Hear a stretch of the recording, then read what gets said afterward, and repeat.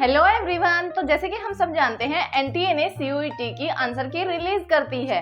तो अब हम आंसर की चेक कैसे कर सकते हैं? तो आंसर की चेक करने के लिए हमें उसी वेबसाइट पे जाना पड़ेगा exam.nta.aca.in पे। ठीक है, वहां पे हम जाएंगे तो हमसे एप्लीकेशन नंबर मांगा जाएगा। उसके नीचे हमें हमारी डेट ऑफ बर्थ फिल करनी होगी, फिर वहां पे कैप्चा दिया होगा सिक्योर पिन, वो हमें डालनी होगी। उसके बाद हमारी आंसर की हमें शो हो जाएगी हमारी पूरी डिटेल्स के साथ। उसमें हमारी ओएमआर शीट भी दी होगी और आंसर की भी दी होगी और वहीं पे हमें चैलेंज का ऑप्शन भी दिया होगा। चैलेंज के लिए भी हमारे पास दो ऑप्शन होंगे, एक ओएमआर और दूसरा सीबीटी। तो जब भी आप अपनी आंसर की निकालो तो अपनी ओएमआर शीट को डाउनलोड कर लेना और अपनी आंसर की को भी डाउनलोड कर लेना। और अगर आप किसी भी क्वेश्चन को चैलेंज कर रहे हैं तो आपको पर क्वेश्चन 200 रुपीज देने पड़ेंगे। जैसे अगर आपने 5 क्वेश्चंस को चैलेंज किया तो सीधा सीधा हो गया आपके 1000 रुपीज। ठीक है, तो वो आपको पे करने पड़ेंगे। आप पे किसी भी तरह से कर सकते हैं। आंसर की चैलेंज करने के लिए आपको टाइम दिया गया है 9 जुलाई तक का टिल 5 PM। और अगर आप फीस सबमिट करने में लेट हो जाए तो आप 6 बजे तक फीस सबमिट कर सकते हैं। अब हमारे मन में एक डाउट आता है कि जो ड्रॉप क्वेश्चन थे क्या हमें उन्हें भी चैलेंज करना पड़ेगा?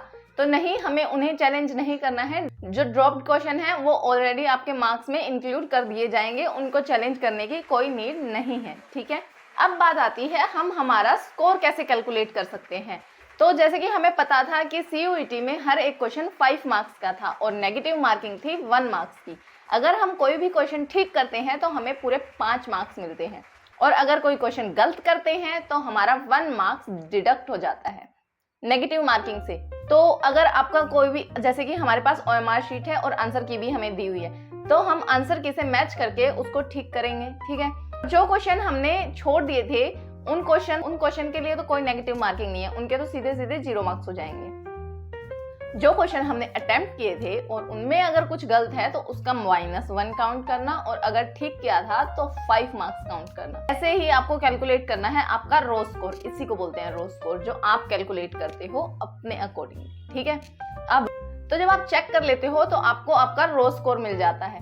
आपको चेक ऐसे ही करना है, हर एक करेक्ट आंसर के लिए +5 और हर एक नेगेटिव आंसर के लिए -1। तो उससे निकल आएगा आपका रो स्कोर, जिससे आप अपनी प्रेफरेंस लिस्ट और अच्छे से बना सकते हैं। जैसे कि हम जानते हैं कि सीयूईटी ने एक नोटिफिकेशन के साथ ये आंसर की रिलीज की है, तो उस नोटिफिकेशन में एक और इम्पोर्टेंट चीज दी हुई है कि आप लोगों का री एग्जाम भी कंडक्ट हो सकता है।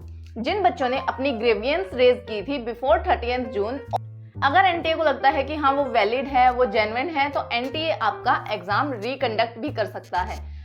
अब ये एग्जाम कब रिकंडक्ट हो सकता है? तो एक्सेप्टेड डेट अगर मानी जाए तो आपके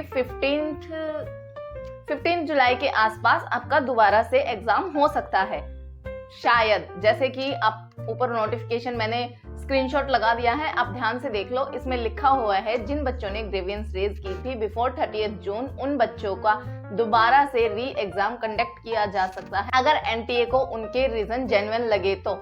अब ऐसे क्या क्या जेन्युइन रीजन हो सकते हैं? जैसे कि हमने सुना था बहुत सारे सेंटर्स में प्रॉब्लम आई थी, बच्चे अच्छे से पेपर नहीं दे पाए, टाइम प्रॉपर नहीं मिला और भी बहुत सारी प्रॉब्लम जो कि हमने सुनी थी। बहुत सारे बच्चों ने बहुत सारी प्रॉब्लम फेस की थी, तो उन्हीं बच्चों के लिए ये पॉइंट भी हमारे नोटिफिकेशन में एडिड है। तो अब देखना ये है कि एनटीए दोबारा से रिकंडक्ट कराता है या नहीं। अगर एनटीए ने दोबारा से एग्जाम कंडक्ट कराए तो रिजल्ट आपका और डिले होगा और रिजल्ट डिले होकर आपका 25 जुलाई के बाद ही जाएगा। फिर तो 25 जुलाई के बाद आएगा। अगर एनटीए रिकंडक्ट नहीं कराता एग्जाम, 15 जुलाई से लेकर 20 जुलाई के बीच में आपका रिजल्ट आ जाएगा। ये एक्सपेक्टेड डेट्स हैं। अगर अब आपकी कोई भी क्वेरी है या कोई भी प्रॉब्लम है या कोई भी क्वेश्चन है, कोई भी डाउट है, तो आप कमेंट सेक्शन में जरूर पूछ सकते हैं या फिर डिस्क्रिप्शन बॉक्स में मेरी इंस्टा आईडी भी मेंशन है, आप जाके मुझे डायरेक्ट डीएम कर सकते हैं, मैं आपको रिप्लाई जरूर करूंगी। So stay connected with Nishita Chauhan और आपको अच्छा सा कॉलेज मिले। Wish you all the best.